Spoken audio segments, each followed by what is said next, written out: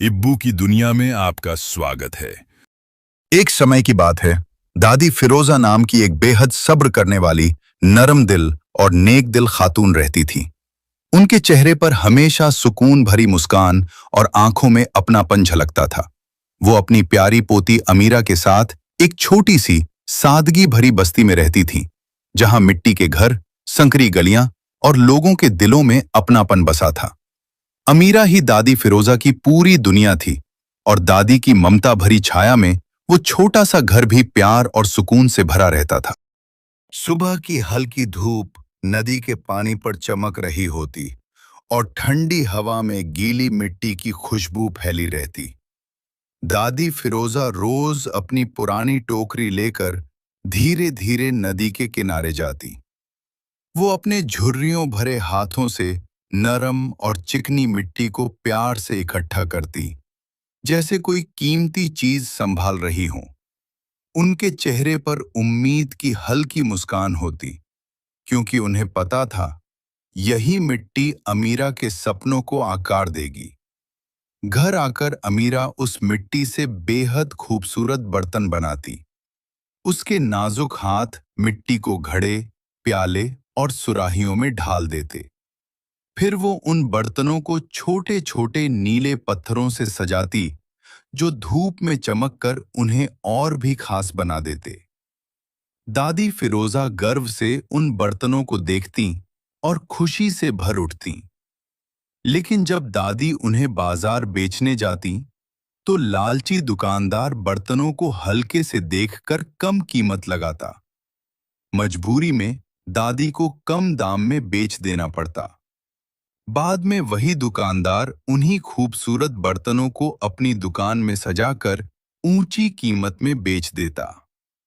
दादी दूर खड़ी ये सब देखती, दिल में हल्की उदासी लिए, फिर भी चुपचाप घर लौट आती, क्योंकि उन्हें उम्मीद होती कल फिर मेहनत से कुछ बेहतर होगा। गुजारा पहले ही बहुत मुश्किल से हो रहा था।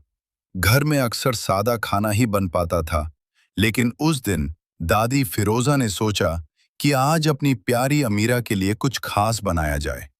अमीरा कई दिनों से पालक गोश्त खाने की इच्छा जता रही थी। मजबूरी में दादी फिरोजा ने मोहल्ले के हकीम साहब से थोड़े पैसे उधार लिए। उन्होंने बड़े प्यार और लगन से चूल्हे पर पालक गोश्त पकाया। पूरे घर में मसालों की खुशबू फैल गई। अमीरा की आंखों में खुशी चमकने लगी और दादी के चेहरे पर भी संतोष की हल्की मुस्कान आ गई। अभी दोनों थाली लेकर खाने के लिए बैठी ही थीं कि अचानक दरवाजे पर दस्तक हुई। दादी ने दरवाजा खोला तो सामने हकीम साहब खड़े थे। वो अंदर आते ही बोले, दादी फिरोजा, हमारे घर अचानक मेहमान आ गए हैं और खाना कम पड़ गया है। ये कहते हुए उन्होंने चूल्हे पर रखा गरम गरम पालक गोश्त देखा और बिना ज्यादा कुछ सोचे जबरदस्ती पूरा बर्तन उठाकर अपने साथ ले गए। दादी फिरोजा कुछ पल तक चुप खड़ी रह गईं। उनके चेहरे पर हल्की मायूसी उतर आई। अमीरा की चमकती आंखें भी धीरे धीरे बुझ गईं। आखिरकार उस रात दादी और अमीरा ने सिर्फ चाय में सूखी रोटी डुबोकर खाई।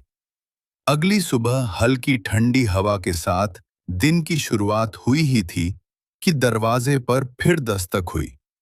दादी फिरोजा ने दरवाजा खोला तो सामने हकीम साहब खड़े थे। उनके चेहरे पर बनावटी मुस्कान थी और आवाज में मिठास घुली हुई थी। वो धीरे धीरे अंदर आए और नरमी से बोले, दादी फिरोजा, मैं आपसे एक जरूरी बात करने आया हूं। अगर आप चाहें तो मैं आपसे निकाह करना चाहता हूं। शादी के बाद मैं अपना घर किराए पर दे दूंगा और यहीं आपके साथ रहने लगूंगा। इससे आपके हालात भी बेहतर हो जाएंगे। दादी फिरोजा ने अपनी छोटी सी दुनिया की ओर देखा।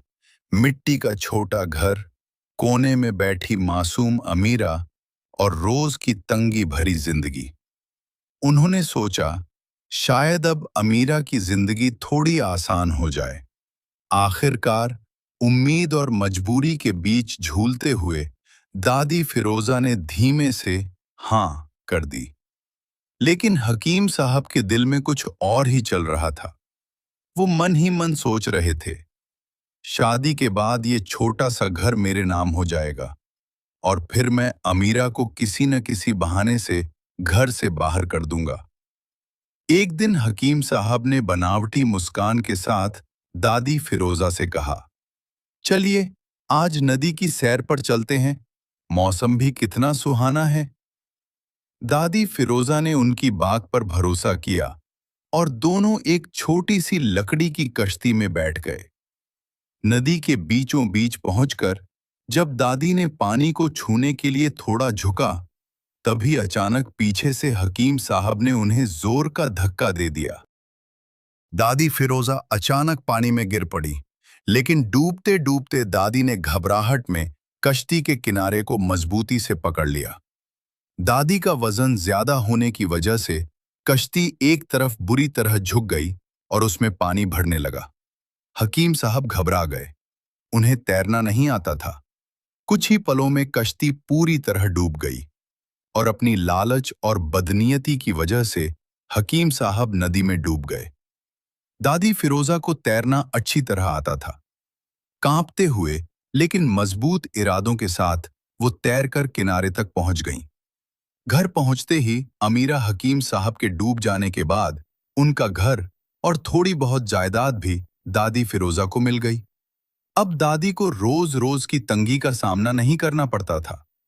इस तरह दादी फिरोजा और अमीरा की मुश्किलें खत्म हो गईं और दोनों प्यार और सुकून के साथ अपनी नई जिंदगी बिताने लगीं। कहानी अच्छी लगी तो जरूर चैनल को सब्सक्राइब करें और हमारे चैनल इब्बू की दुनिया से जुड़ जाइए।